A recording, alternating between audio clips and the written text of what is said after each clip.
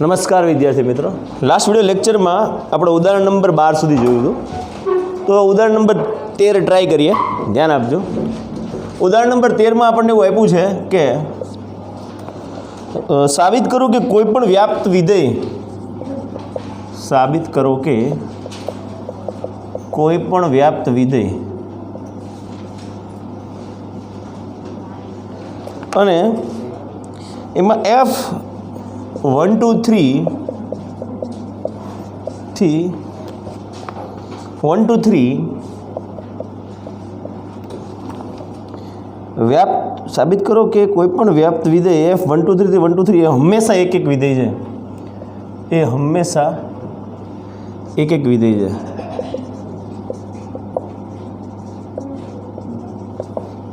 અહીંયા કોઈ પણની જગ્યાએ આપેલ લખ્યું હોત ને તો વધુ સારું રહેતું હતું, બરાબર. પણ જો કે છેલ્લે એમને ક્લેરિફાઈ કર્યું કે 1 2 3 થી 1 2 3 માં જવાનું છે.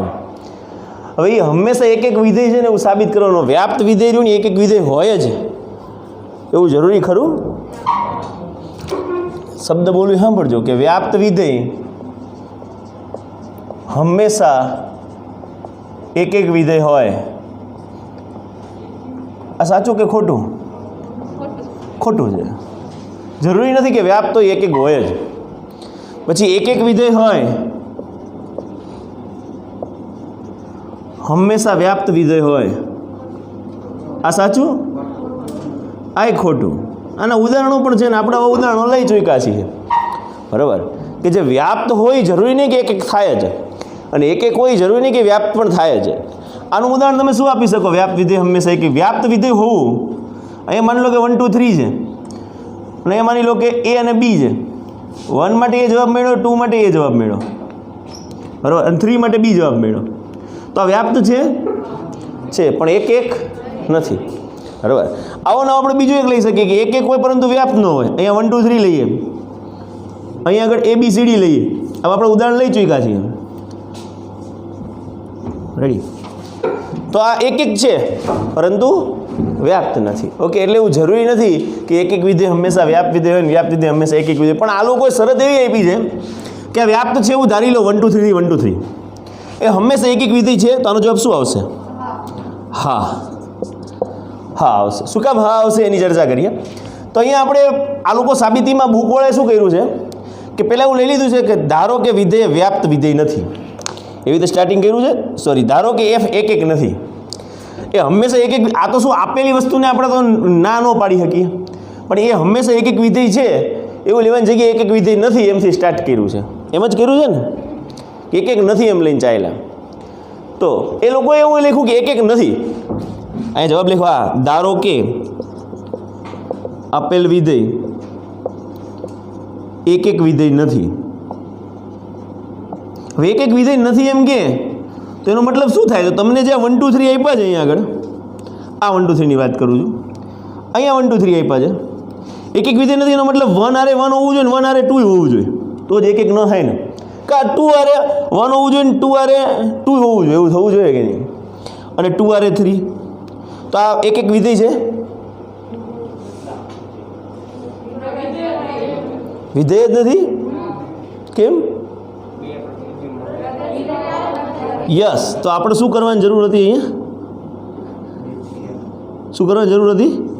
2 નો 1 જવાબ અને 3 નો 2 જવાબ. હવે ઓલું તો વિધેયના સ્વરૂપમાં તો અહીંયા તમે શું કહી શકશો કે એક નથી.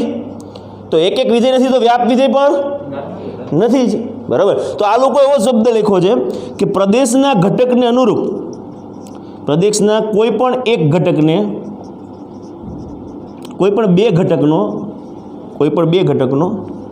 ઘટકનું સમાન પ્રતિબિંબ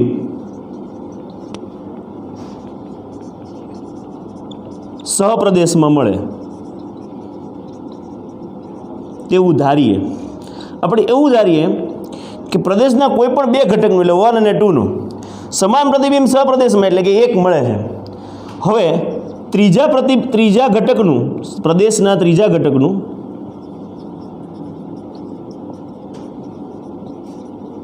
કોઈ એક પ્રતિબિંબ કોઈ એક પ્રતિબિંબ એટલે કે 3નું તમને કાં 2 મળે કાં 3 મળે, કોઈ એક પ્રતિબિંબ સહપ્રદેશમાં મળે જે આકૃતિમાં દર્શાવેલ છે.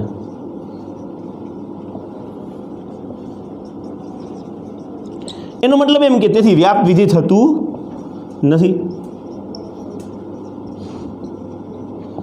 બરાબર, આ વ્યાપ્ત વિધેય નથી થતું. આપણે એક એક નથી ને તો વ્યાપ્ત નથી એવું લાવ્યા.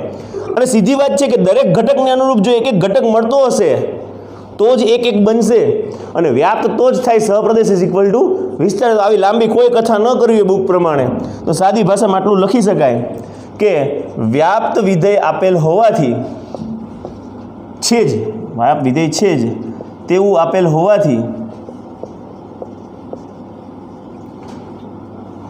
પ્રદેશના દરેક ઘટકને અનુરૂપ અનન્ય પ્રતિબિંબ મળવું જોઈએ. પ્રદેશના દરેક ઘટકનું અનુરૂપ પ્રતિબિંબ મળવું જોઈએ. તેથી જો આપેલ વિધેય વ્યાપ્ત હોય, પહેલી શરત આ છે, વ્યાપ્ત હોય ને તો જ એક એક બને, વ્યાપ્ત ન હોય ને તો એક એક ન બને. જો આપેલ વિધેય વ્યાપ્ત હોય તો એક એક, પણ આ દરેક માટે સાચું નથી. આ દરેક માટે સાચું નથી. હકીકતમાં તમે જો વ્યાપક રીતે જોવા જાઓ ને, વ્યાપક રીતે એટલે કે સામાન્ય રીતે જોવા જાઓ ને તો વ્યાપ્ત તો એક એક થાય એવું જરૂરી નહીં, પણ આ કેસમાં થઈ જાય. શું કામ થઈ જાય?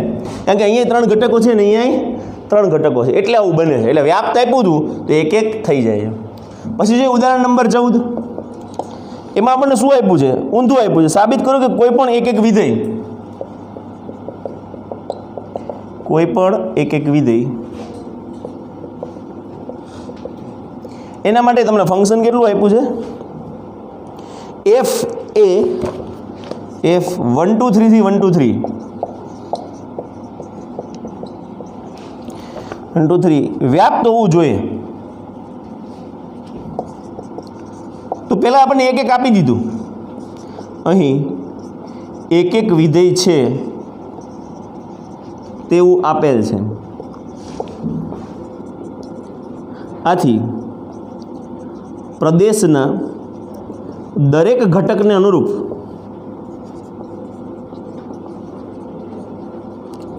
અનન્ય પ્રતિબિંબ સહપ્રદેશમાં મળતું હોવાથી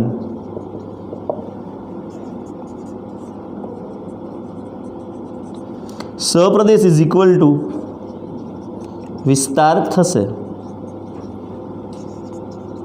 તેથી વ્યાપ્ત વિધેય છે તેમ સાબિત થઈ. એટલે એક એક છે એ વ્યાપ્ત બની ગયું એમ, આ કન્ડિશન હોય તો. ક્લિયર બધાને? ઓકે, ચાલો ત્યારે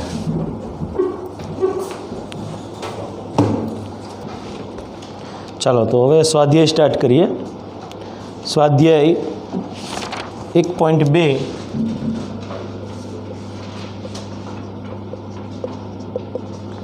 એના દાખલા નંબર છે પહેલો.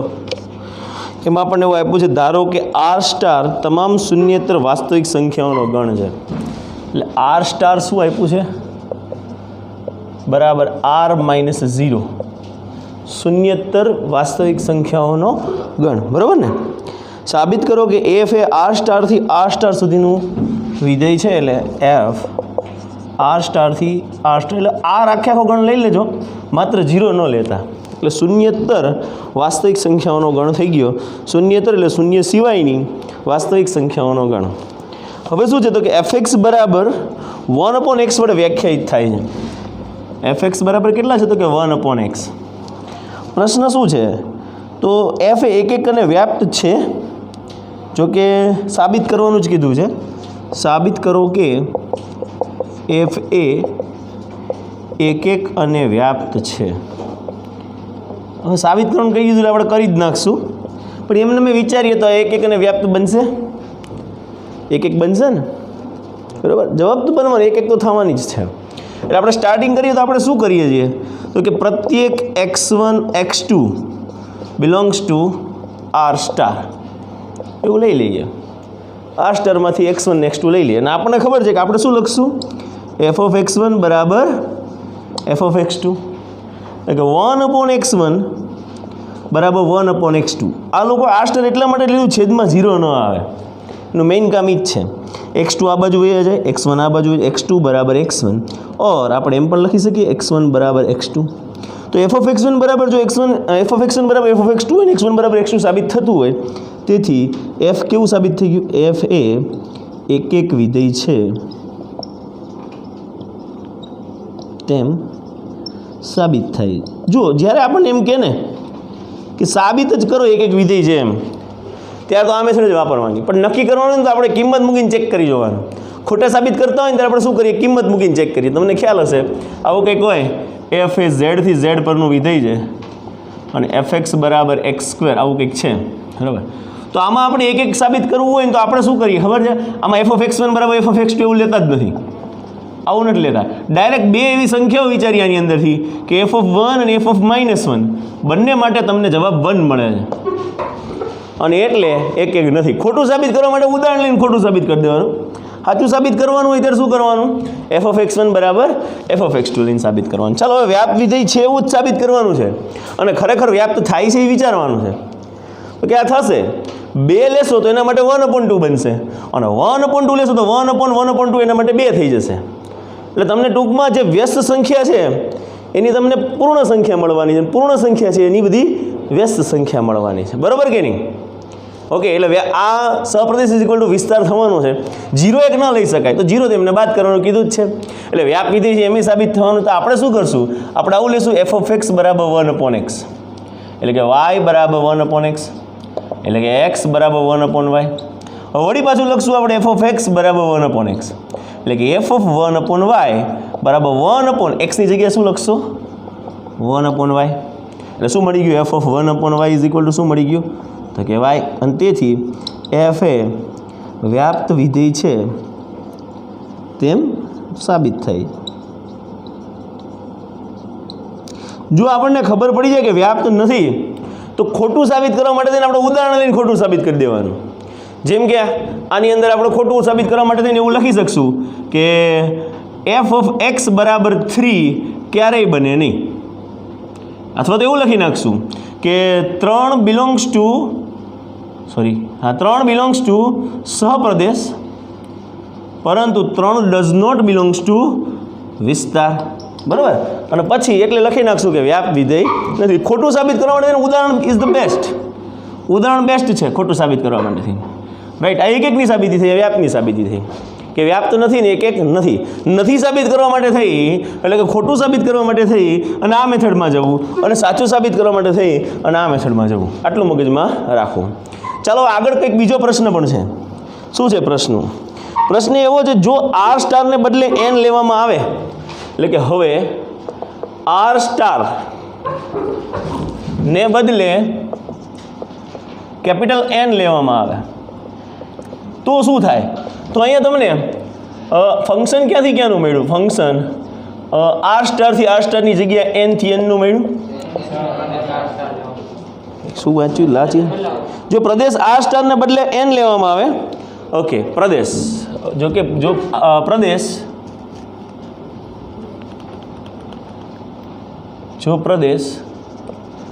આર સ્ટારને બદલે એન લેવામાં આવે ઓકે અને સહપ્રદેશ માટે કંઈ કીધું છે સહપ્રદેશ આર સ્ટાર જ રહે સહપ્રદેશ આર સ્ટાર જ રહે એટલે કે ફંક્શન ક્યાંથી ક્યાંનું થયું એન થી આર સ્ટાર હે ને તો શું આ પરિણામ સત્ય રહેશે હા કે ના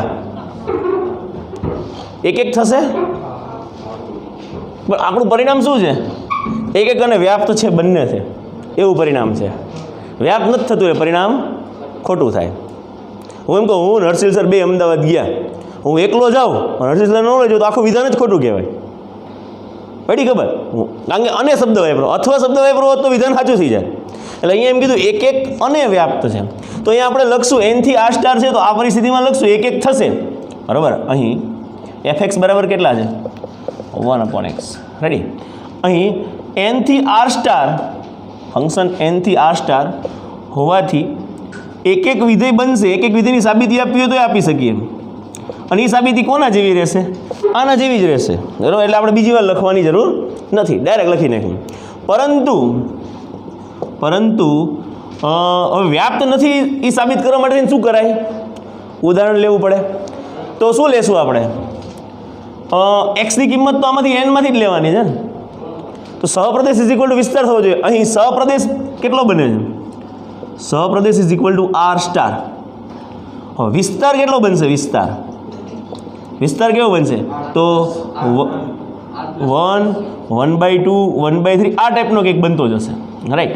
એટલે કે તમને અહીંયા તમે જોશો ને તો તમે એમ કહો છો કે આર પ્લસ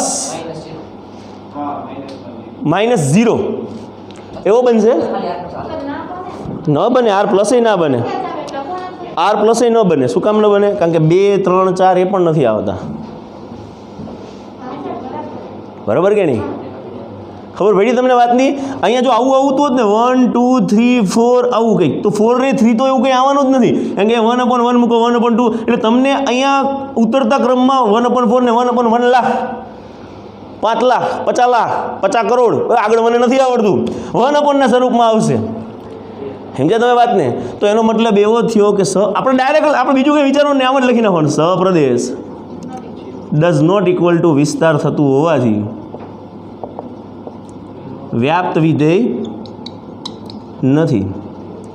અને તેથી પ્રશ્ન શું હતો? શું આ પરિણામ સત્ય રહેશે? ના, આ પરિણામ સત્ય રહેશે નહીં. અને નાની નીચે અંડરલાઈન કરી દેવાની એટલે વાત પતી. ક્લિયર? તો આર પ્લસ -0 ને એવું બોલતા તો એ નથી બનતું. ખબર પડી ગઈ ને કેમ નથી બનતું? કારણ કે 1, 2, 3 એવું સેટ, 2, 3, 4, 5 એવું સેટ થતું નથી. ઓકે, ચાલો ત્યારે હર્ષિલ સર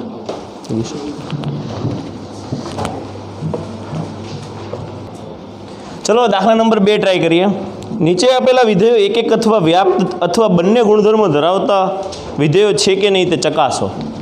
એક અને વ્યાપ્ત અથવા બંને પણ હોઈ શકે.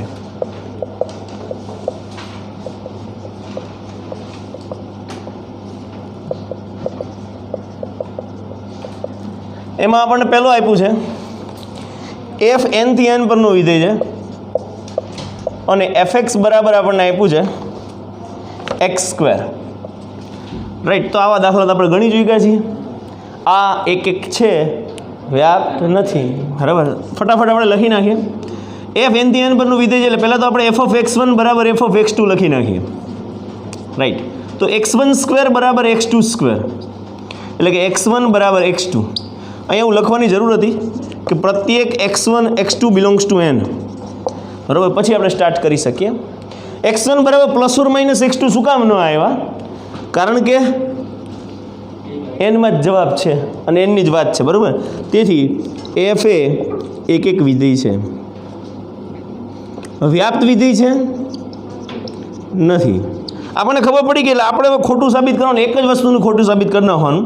તો અહીંયા પ્રદેશ કેટલો બને? સોરી, પ્રદેશ તો લખવાની જરૂર જ નથી. વિસ્તાર કેટલા? વિસ્તારે લખવાની જરૂર નથી. ડાયરેક્ટ લખીએ કે 3 બિલોંગ્સ ટુ સહપ્રદેશ પરંતુ 3 ડઝ નોટ બિલોંગ્સ ટુ વિસ્તાર. 2 લખો તો પણ ચાલે. બરાબર. અને તેથી એફ એ વ્યાપ્ત વિધેય નથી. આ વેલિડ રીત છે. આને કોઈ ઓલું ન સમજવું, આટલું લખો એટલે ચાલે. કારણ કે સહપ્રદેશ ઇઝ ઇક્વલ ટુ વિસ્તાર બનતો નથી. પ્રતિબિંબ ને પૂર્વ પ્રતિબિંબને એવા શબ્દો વાપરવા હોય તો મારી ના નથી. બરાબર. બુકવાળા એવું બધું લખે જ છે. બીજું જોઈએ આપણે. બીજામાં આપણને એવું કીધું છે ઝેડ થી ઝેડ પરનો વિધેય છે અને fx બરાબર x².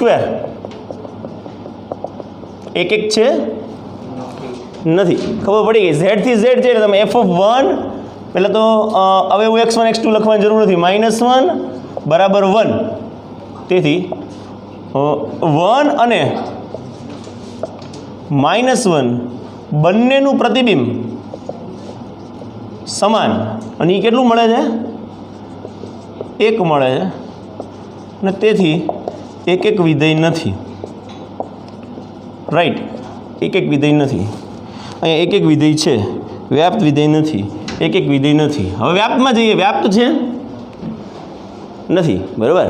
કારણ કે તમને 2 બિલોંગ્સ ટુ સહપ્રદેશ મળે પરંતુ two does not belongs to વિસ્તાર થાય, બરાબર. સપ્રદેશમાં મળી જાય, અહીંયા ટુ અહીંયા મળે, પણ આનું તમે સાદુરૂપ આપો તો 1 4 ભલે આપણે તો ઝેડમાં એન સમજીને વિચારીએ, ચાલો તો 1 -1નો વર્ગ એ 1 થાય, એ તો બધી વાત સાચી, પણ 2 વિચારીએ ને તો આનો કોઈ પણનો જવાબ x² બરાબર 2 નથી થવાનો, જ્યાં x બિલોંગ્સ ટુ ઝેડ હોય તો, બરાબર. અને તેથી 2 બિલોંગ્સ ટુ સપ્રદેશ, 2 ડઝ નોટ બિલોંગ્સ ટુ વિસ્તાર, અને તેથી વ્યાપ્ત વિધેય નથી. કારણ શું? તો કે સપ્રદેશ ઇઝ ઇક્વલ ટુ વિસ્તાર થતો નથી. ત્રીજું જોઈએ. ત્રીજું આપણને આપ્યું છે r થી r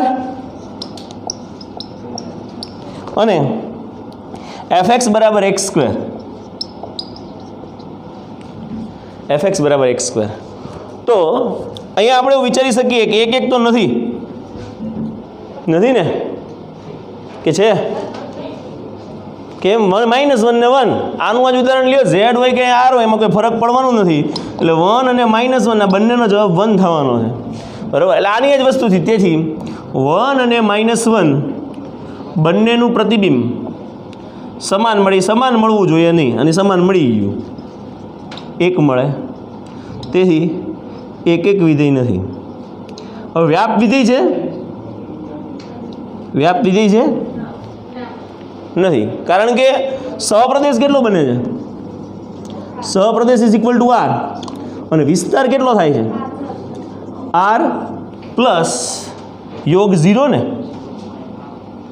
યોગ 0 હે ને, r પ્લસ યોગ 0, અને તેથી સપ્રદેશ ઇઝ ઇક્વલ ટુ વિસ્તાર થતો નથી. આ નહીં સમજાતું હોય ઘણાને, વિસ્તાર કેવી રીતે આવ્યો એ સમજાઈ ગયું? હા, સમજાઈ ગયું, ના જ નહીં પાડવાની. અહીંયા વર્ગ કરો એટલે તમને ધન સંખ્યાઓ જ મળવાની છે. પછી -50,000નો વર્ગ કરો તો પણ તમને ધન 50,000નો વર્ગ મળવાનો છે, એટલા જેટલું જ મળવાનું છે, બરાબર. પણ એક 0 છે ને, એનો વર્ગ 0 થઈ જાય, અને 0 થાય એટલે 0 તમારે લેવું પડે, અને r પ્લસ એટલે બધી ધન વાસ્તવિક સંખ્યાઓ, પૂર્ણાંક નહીં પણ ધન વાસ્તવિક સંખ્યા. એ સપ્રદેશ ડઝ નોટ ઇક્વલ ટુ વિસ્તાર થતું હોવાથી વ્યાપ્ત વિધેય નથી. રેડી? તો વ્યાપ્ત વિધેય નથી, એક વિધેય નથી, વ્યાપ્ત વિધેય નથી, એક વિધેય નથી. ઓકે, ચાલો ચોથો દાખલો જોઈએ, પતાવી જ દે 5 5 આમાં જ તે. હવે શું છે? f n થી n પરનું વિધેય છે, અને આપણને fx બરાબર આવ્યું છે x3, રાઈટ? તો ચિંતા નથી, n થી n હતું ને એટલે એક થશે. તો અહીંયા તમે શું લખશો કે પ્રત્યેક x1 x2 belongs to n માંથી ઉપાડ્યા, અથવા તો પ્રદેશમાંથી ઉપાડ્યા. રેડી? હવે f ઓફ x1 બરાબર f ઓફ x2 તમે સેટ કરો તો x1 ઘન બરાબર x2 નો ઘન, બરાબર, અને x1 બરાબર x2, એની પાછળનું કારણ છે x1 x2 બંને ધન જ છે, બિલોંગ્સ ટુ n છે એટલે, અને તેથી એક વિધેય છે. હવે વ્યાપ વિધેય છે કે નથી? વ્યાપ માટે આપણે અહીંયા લખીએ તો વ્યાપ વિધેય શું કામ નથી? તો અહીંયા આપણે એવું લખી શકીએ 2 બિલોંગ્સ ટુ સપ્રદેશ, પણ 2 ડઝ નોટ બિલોંગ્સ ટુ વિસ્તાર. વિસ્તારમાં બગડો ન થવાનો, 1 પછી ડાયરેક્ટ 8 આવશે ને 8 પછી ડાયરેક્ટ 27 આવશે, બરાબર. બગડો નથી આવવાનો, તગડો નથી આવવાનો, ચોગડો નથી આવવાનો. એક આને આ બગડો લઈને ચાલો એવું જરૂરી નહીં, તગડો લઈને ચલાય. તેથી સપ્રદેશ ડઝ નોટ ઇક્વલ ટુ વિસ્તાર થતું હોવાથી વ્યાપ્ત વિધેય નથી. ચાલો ત્યારે એક વિધેય છે એવું આવ્યું, વ્યાપ વિધેય નથી એવું આવ્યું. ઓકે, પછી જોઈએ 5મો દાખલો. એમાં આપણને વિધેય આપ્યું છે z થી z, બાકી બધું એઝ ઇટ ઇઝ જ છે, fx બરાબર x3. ઓકે, ચાલો તો શું કરી શકાય? તો અહીંયા એક છે એક નથી, છે ઘન છે. -1 નો ઘન -1 થાય, +1 નો ઘન +1 થાય. ખબર પડી? ઘન છે, 4 ઘાત તો વળી પાછું નથી થાત, વર્ગ છે તો નથી થાત, 3 ઘાત ને 1 ઘાત તો વળી પાછું થાય. ગોખવાનું નથી, ઘણા એવું કે 1 3 માટે થાય, 2 4 માટે ન થાય, એવું નહીં વિચારતા. તમે આમ એક્ઝેક્ટલી એવું વિચારો ને કે એક વિધેય નથી એવું સાબિત કરવા માટે આપણે 1 ને -1 જ ઉદાહરણ લઈએ છીએ, અને 1 ને -1 લેતા જવાબ અલગ અલગ મળી જાય છે. તો આપણે શું કરશું? પ્રત્યેક x1 x2 belongs to z એટલે કે પ્રદેશમાંથી ઉપાડશું, અને પછી શું કરશો? તો કે f ઓફ x1 બરાબર f ઓફ x2 રાઈટ, એટલે કે x1 ઘન ઇઝ ઇક્વલ ટુ x2 નો ઘન, એટલે કે x1 બરાબર x2. રેડી, અને તેથી એક એક વિધેય છે. પ્લસ ઓર માઇનસ ન આવ્યું, જો વર્ગ હોત ને તો પ્લસ ઓર માઇનસ આવે, તો આપણે પ્લસ ઓર માઇનસ લેવા જ ન જાત, આપણે 1 ને -1 નું ઉદાહરણ જ લઈ લેત, તો આવી પદ્ધતિમાં જ આપણે ન જાત. રાઈટ, હવે વ્યાપ્ત માટે આપણે વિચારીએ. વ્યાપ્ત છે નથી, કેમ નથી? આના જેવું ઉદાહરણ લઈ લો ને. અહીંયા હોય કે ઝેડ માટે તમે એવું જ લઈ શકો ને, 2 વાળું ઉદાહરણ, તો અહીંયા લઈ લઈએ. 2 બિલોંગ્સ ટુ સહપ્રદેશ, પરંતુ 2 ડઝ નોટ બિલોંગ્સ ટુ વિસ્તાર. આની જ પરિસ્થિતિ લખી શકો. -2 લખવું હોય તો લખી શકો, આમાં ચાલે. ઝેડમાં -2 ચાલશે, બરાબર. 2 બિલોંગ્સ ટુ સહપ્રદેશ, પણ 2 ડઝ નોટ બિલોંગ્સ ટુ વિસ્તાર, ને સહપ્રદેશ ડઝ નોટ ઇક્વલ ટુ વિસ્તાર થતું હોવાથી વ્યાપ્ત વિધેય ટુ ધી પોઈન્ટ ચાલો ને એટલે ઓર મજા આવે, બરાબર. આ લોકો પ્રતિબિંબ ને આ અંતે એવું બધું લખે ને કે અમુક તો કન્ફ્યુઝ થઈ જાય, પ્રતિબિંબ ને પૂર્વ પ્રતિબિંબ ને. રેડી, તો દાખલા નંબર 2 કમ્પ્લીટ. ચલો ત્રીજો દાખલો હવે જોઈએ. Example number 3. એમાં આપણને એવું આપ્યું છે, સાબિત કરો કે f એ r થી r પરનો વિધેય છે અને fx બરાબર મહત્તમ પૂર્ણાંક વિધેય ઓફ x દ્વારા વ્યાખ્યાયિત મહત્તમ પૂર્ણાંક વિધેય એ એક પણ નથી અને વ્યાપ્ત પણ નથી. આવું સાબિત કરવાનું છે કે એક પણ નથી, દેખીતી જ વાત છે, અને વ્યાપ્ત પણ નથી. એક નથી તો નાના ટબુડીઓને ખબર પડી જાય હવે એક નથી એમ. પછી એમને વ્યાખ્યા આપી છે અહીં મહત્તમ પૂર્ણાંક x એ x થી નાના અથવા x ને સમાન તમામ પૂર્ણાંકોમાં મહત્તમ પૂર્ણાંક દર્શાવે છે. x થી નાના અને x ને સમાન તમામ પૂર્ણાંકોમાં મહત્તમ પૂર્ણાંક દર્શાવે છે. બીજા શબ્દોમાં x થી અધિક નહીં તેવા પૂર્ણાંકોમાં સૌથી મોટો પૂર્ણાંક છે એવું કહેવા માંગે છે. ઓકે, તો અહીંયા આપણે ખોટું જ સાબિત કરવાનું છે, કે છે ખોટું સાબિત કરો, પછી f(x1) બરાબર f(x2) લેવાનો કોઈ મતલબ નથી. તો આપણે ઉદાહરણ લઈ લેવાનું, r માંથી ઉપાડવાનું.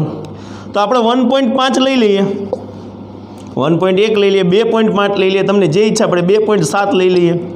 તો 2.7 આને તમે 2.7માં મૂકો, જવાબ કેટલો આવશે? 2. એવી જ રીતે તમે જો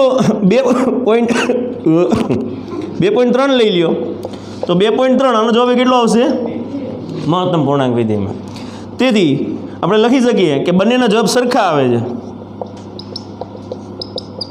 અને r થી r પરનું વિધેય આપ્યું છે. રેડી, એટલા માટે બરાબર 2 મળ્યું અને તેથી એક વિધેય નથી. બંને માટે આપણને સમાન વેલ્યુ મળે છે. ચાલો, એક વિધેય નથી તેમ સાબિત થાય. એક વિધેય નથી એમ સાબિત થઈ ગયું. હવે વ્યાપ્ત છે કે નહીં જોવાનું છે. વ્યાપ્ત બનવાનું છે, વ્યાપ્ત બનવાનું છે. કેમ નહીં બને?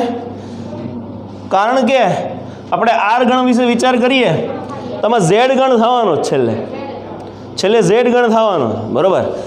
તો પ્રદેશ કેટલો બનવાનો? અહીં પ્રદેશ તો r જ છે, સહપ્રદેશ એ r જ છે, z નથી. સહપ્રદેશ પણ r જ છે. વિસ્તાર કેટલો બનશે? z બનશે. રાઈટ, આપણે એક ઉદાહરણ પણ એવી રીતે લઈ શકીએ કે કેમ આવું થાય છે. તો અહીંયા તમને ખબર પડી 2 અને 2 અને 2 આવી રીતની પરિસ્થિતિ થઈ. પ્રદેશ r, વિસ્તાર z, એટલે વ્યાપ વિધેય નથી કારણ કે સહપ્રદેશ ઇઝ ઇક્વલ ટુ વિસ્તાર થતું નથી. અહીંયા z શું કામ બને એની પણ ચર્ચા કરી શકાય. એ તમારે પાછું મહત્તમ પૂર્ણાંક વિધેય 11મા ધોરણમાં એડ કરવા જવું પડે, બરાબર. આપણે એવું કંઈ નથી કરતા, ડાયરેક્ટ લખી નાખીએ એમ કે સહપ્રદેશ ડઝ નોટ ઇક્વલ ટુ વિસ્તાર થતું હોવાથી વ્યાપ્ત વિધેય નથી તેમ સાબિત થાય છે. ચાલો, હવે હું જેન્યુઅન પ્રશ્ન પૂછું છું, સાચી રીતે જવાબ હાથ ઊંચો કરજો. કેટલાને ખબર પડી આનો વિસ્તાર z થાય છે? પંડ્યાજી, હા પડી ગઈ ને? કારણ કે ઓકે, ખરેખર છેલ્લે 2-3 જણા નથી ખ્યાલ આવ્યો કે આને z કેમ કહેવાય, બરાબર. કારણ કે બધાનું જોઈને હાલવાનું એટલે હું તમને શીખવાડવાનો પ્રયત્ન કરું છું. અહીંયા 2.7, 2.3નો જવાબ 2 આવ્યો, પણ 2.3 ડઝ નોટ બિલોંગ્સ ટુ, એટલે આમાં ઉદાહરણ લખવું તો એવું લખી શકો કે 2.3 બિલોંગ્સ ટુ સહપ્રદેશ, પરંતુ 2.3 ડઝ નોટ બિલોંગ્સ ટુ વિસ્તાર. ચાલો, 2.3 બિલોંગ્સ ટુ સહપ્રદેશમાં આવી જાય. કારણ કે આર છે, બરાબર. એટલે 2.3 મુક્ત તમને સહપ્રદેશમાં જે જવાબ જે વસ્તુ પરિસ્થિતિ થવી જોઈએ 2.3 આવવો જોઈએ, પણ 2.3 ડઝ નોટ બિલોંગ્સ ટુ વિસ્તાર. શું કામ નથી થતો? અહીંયા દેખીતી વાત છે કે આ બે જ જવાબ બને 2.3 નો. 2.3 પોતે થતો નથી, એટલે એક માટે ખોટું સાબિત થઈ ગયું, એટલે જાજુ વિચારવાની જરૂર ન રહે, બરાબર. એટલે હવે એક્ઝામ્પલ નંબર 4 જોઈએ. એમાં એવું આપ્યું છે, સાબિત કરો કે માનાંક વિધેય. સાબિત શું કરવાનું છે એ જોઈ લઈએ, છેલ્લી લાઈન વાંચી લઈએ. એક નથી ને, વ્યાપ પણ નથી. એક પણ નથી અને વ્યાપ્ત પણ નથી. નથી સાબિત કરવાની જેવી મજા છે ને એવું છે, એવું સાબિત કરવામાં નથી. નથી એવું સાબિત કરવામાં મજા આવે, એક જ વસ્તુને ખોટી સાબિત કરી દેવાની. હવે માનાંક વિધેય આપ્યું છે. વિધેય કયું આપ્યું છે? માનાંક વિધેય. ફંક્શન ક્યાંથી ક્યાંનું છે? તો કે આર થી આર પરનું છે. રેડી. અને fx બરાબર મોડ x આપ્યું છે. બીજું આપણને એવું કીધું છે કે આના જવાબ જે રહ્યા ને જો ધન હોય એટલે આવી રીતની પરિસ્થિતિ છે, fx બરાબર મોડ x. આના જવાબ આવું કરે છે ને x અને -1, where x greater than 0, x less than, ગમે એકમાં ગ્રેટર દેન ઓર લખી નાખવાનું, કે x બરાબર 0 0 એવું લખી નાખવાનું તો પણ ચાલે. આવી રીતની પરિસ્થિતિ આપી છે કે જો મોડ x બરાબર x જો ધન અથવા શૂન્ય હોય એવું કીધું છે, એટલે આપણે x વિચારી લઈએ. અને x ઋણ હોય તો મોડ x બરાબર -x આપ્યું છે, મોડ x બરાબર -x, x less than 0. Ready. હવે આપણે સાબિત કરવાનું એક વિધેય છે કે નથી. જો કે કીધું જ છે એક પણ નથી, વ્યાપ પણ નથી, તો સિમ્પલ અને સોબર એક જ ઉદાહરણ લઈ લેવાય, 1 અને માઇનસ છે. f(1) લઈ લઈએ તો તમને મોડ 1 મળે, એનો જવાબ 1 થાય. f(-1) લઈએ એટલે -1 એનો જવાબ -1 થાય. હકીકતમાં તમને ખબર છે માનાંકનો જવાબ -1 શું કામ લખે, બરાબર. આ 11મા ધોરણનો કોન્સેપ્ટ છે, તમને શૈલેષ સાહેબે બહુ સારી રીતે સમજાવ્યો છે કે મોડ x બરાબર -1 શું કામ થાય. રેડી. તો અહીંયા તમને જવાબ કેટલો મળ્યો? 1. તો બંનેમાં જવાબ તમને સેમ મળે છે, પણ ઘણા એમ કે સાહેબ આમાં એક આમ સીધી લાઈન છે ને આમાં આવી રીતે આમ છે, તો બે અલગ અલગ થયા કે નહીં? ન થાય, એકડ અને એકડ જ કહેવાય. ઓકે. તો અહીંયા f(1) બરાબર f(-1) બરાબર 1, એટલે કે 1 અને -1 માટે સમાન કિંમત કેટલી મળે? +1 મળે છે, અને તેથી એક વિધેય નથી. રેડી. ચાલો. વ્યાપ વિધેય છે? નથી. સાબિત જ કરવાનું વ્યાપ વિધેય નથી એમ. પણ કેવી રીતે સાબિત કરશું? તો અહીંયા તમને જે પ્રદેશ રહ્યો ને એ આર, સહપ્રદેશ પણ આર. પ્રદેશ ઇઝ ઇક્વલ ટુ આર, સહપ્રદેશ ઇઝ ઇક્વલ ટુ આર. વિસ્તાર કેટલો બનશે? વિસ્તાર કેટલો બનશે? આર પ્લસ યોગ 0. રેડી. આર પ્લસ યોગ 0. કારણ કે તમને ઋણ ભાગ જ નથી મળવાનો, તો માનાંક કરશું તો તમને જવાબ ધન ભાગ જ મળવાનો છે. રેડી. પડી ખબર? હવે બધા માટે સાબિત કરવા જઈએ 0.1 માટે 0.5 માટે તો તકલીફ પડે. હવે આ કેવી રીતે તમને ખબર પડી જવી જોઈએ. આ 11માનો કોન્સેપ્ટ થઈ જાય કે તમે આરમાંથી કોઈ પણ કિંમત ઉપાડો ને, તમે -50 ઉપાડો તો જવાબ +50 થઈ જાય, બરાબર. +50 ઉપાડો તો જવાબ +50 થઈ જાય. તમને જવાબ ટૂંકમાં ધન જ મળે છે. એક 0નો જવાબ જ તમને 0 મળે, એટલે 0 આપણે એડ કરવું પડે કે આર પ્લસમાં 0 આવતો નથી, બરાબર. તો અહીંયા લખશું વિસ્તાર બરાબર આર પ્લસ યોગ 0 થાય, અને તેથી સહપ્રદેશ ડઝ નોટ ઇક્વલ ટુ વિસ્તાર થતું હોવાથી વ્યાપ્ત વિધેય નથી તેમ સાબિત થાય છે. રેડી. ચાલો તો ફટાફટ પૂરું કરીએ.